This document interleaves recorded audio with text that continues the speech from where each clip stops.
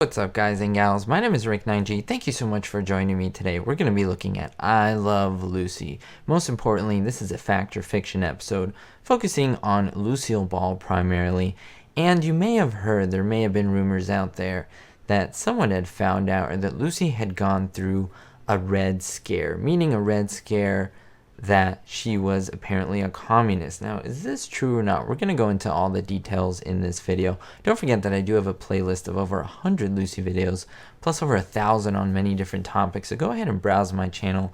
I'm sure you'll find something that you will enjoy. Of course, all the information that I will present in this video has already been publicized and written about, so nothing here is made up. This is all things that you can find if you research on your own. For Lucille Ball, this all began on that Labor Day weekend that caused her some anguish. Several weeks before in Del Mar, California, she received a phone call from a member of the House Un-American Activities Committee asking her if she would volunteer to appear at a closed meeting on Friday, September 4th in Hollywood. This was all concerning a time where she expressed her intention to vote on the Communist Party ticket in 1936.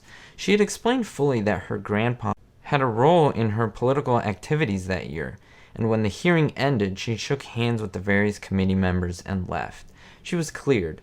Now she had to make the second appearance before the group. Lucy again testified that she had registered her intention to vote the communist ticket only to placate her aging grandfather. After 2 hours of intense questioning, the hearing ended. Again, she was cleared a second time.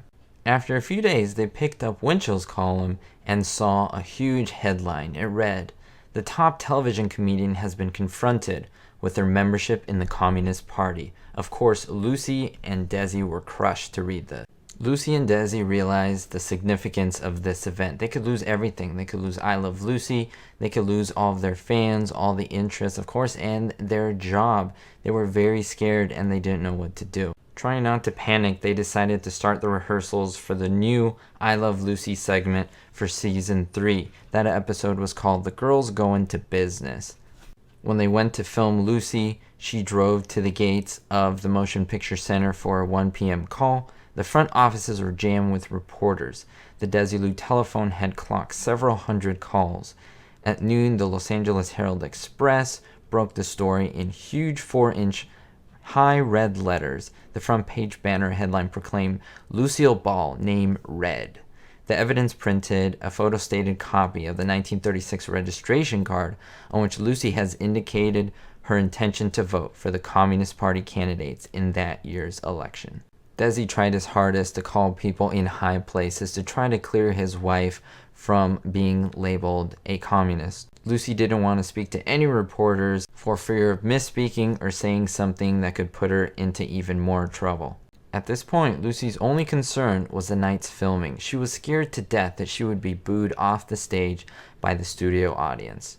So Desi tried to relax everyone and just talk to the audience with his own words. They had even talked about canceling the live audience taping. However, for them, they believed that that would be an admission of guilt.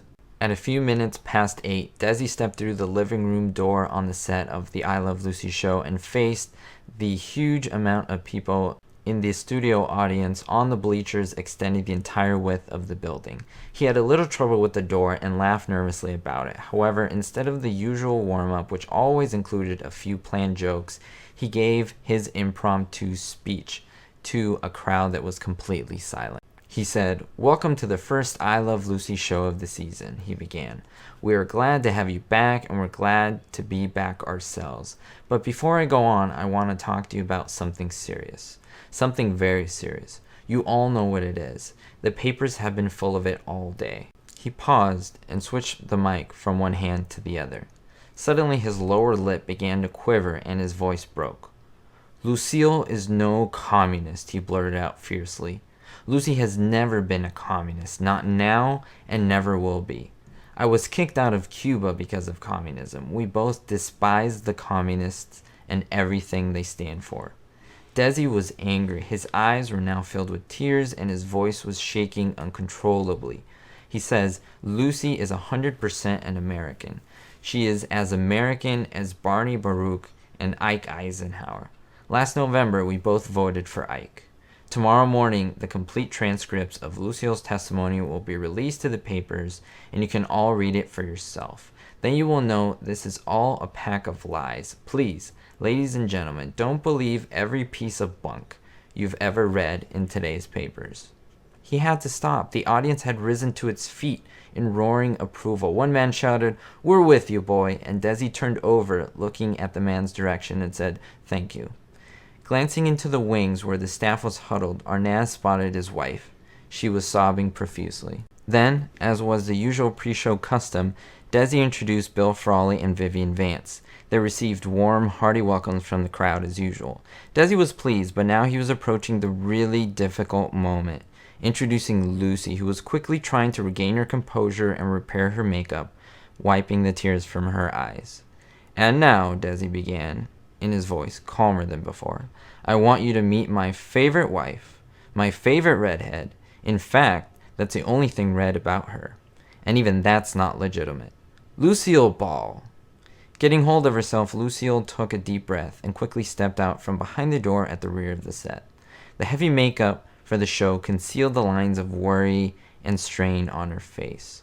Following the last dress rehearsal, she had been in seclusion in her dressing room and had spoken to no one but Desi, her mother, and her close friend, Barbara Pepper. All of a sudden, the I Love Lucy theme song began, the audience gave a standing ovation, and they began the show.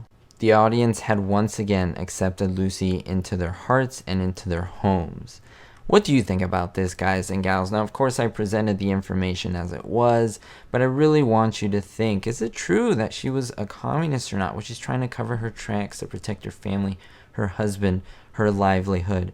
I want you to let me know in the comments down below. Of course, it was down to the audience, the fans, the people who truly loved her. Were they just so in love with her that they were blinded? Or was Lucy truly innocent and this was all a misunderstanding? I'm going to leave that conclusion to you, the audience. I've just presented the facts as written, as researched, and hopefully you will let me know what you think in the comments down below. Thank you so much, guys and gals, for watching. I do appreciate it. Don't forget to always be positive, always better yourself, and most importantly, be hopeful.